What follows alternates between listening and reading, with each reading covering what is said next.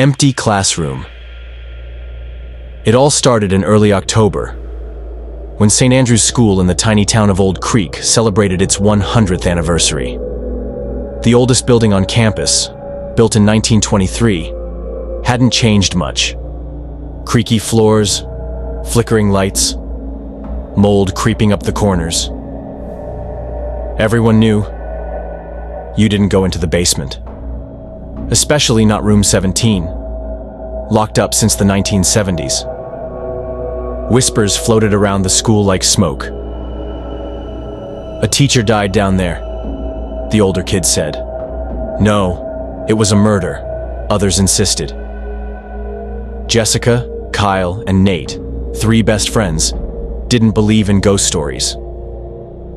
They decided to find out what was really behind the door of room 17, while everyone else was busy setting up the anniversary fair in the gym.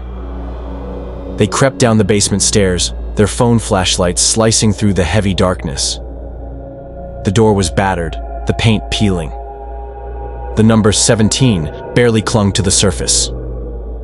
Kyle grabbed the handle, locked.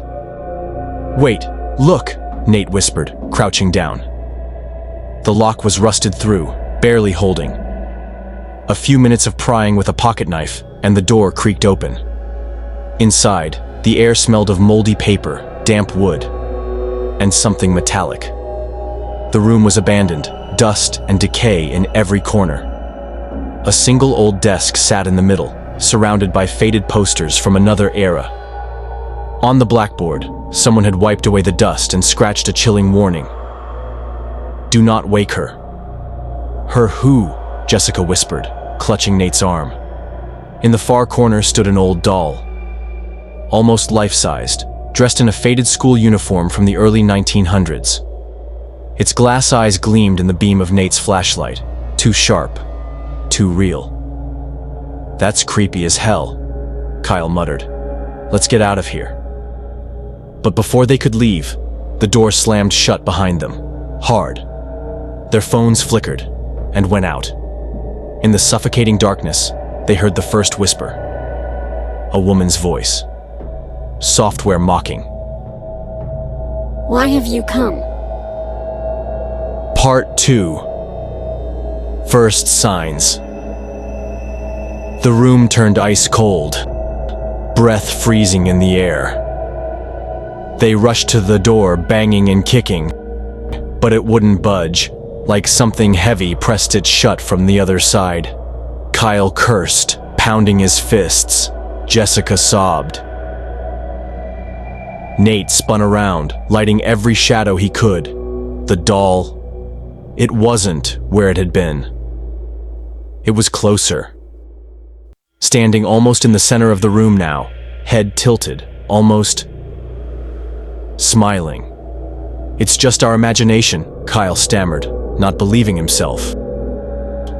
"It's just the wind, or water damage, warped wood." But deep down, he knew better. The whisper came again, slipping under the door, curling around them like smoke.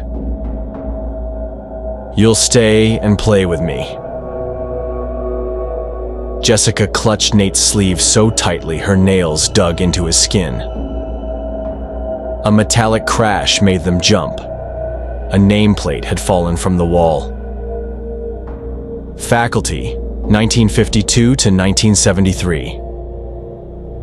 Among the yellowed faces was a woman with a stern, twisted smile. Underneath it read, "Miss May Lawrence." Nate's voice was barely a breath. "I heard about her.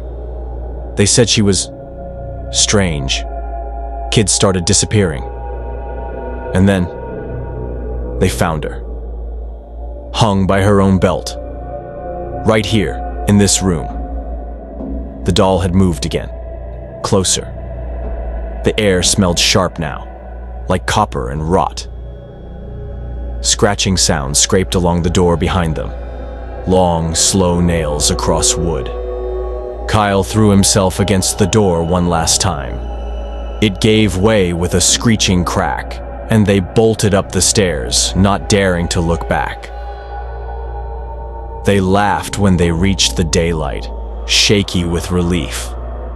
Maybe it was over. Maybe it was just the dark playing tricks on them. They were wrong.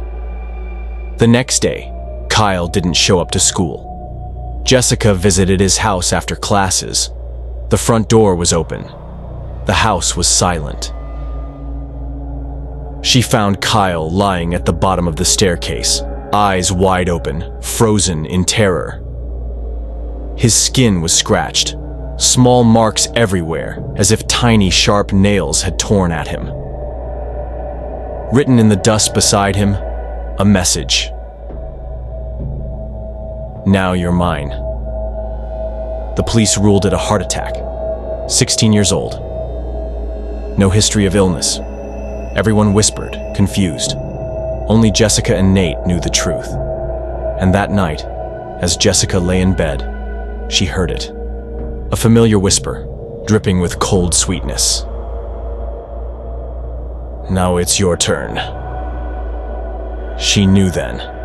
It was already too late.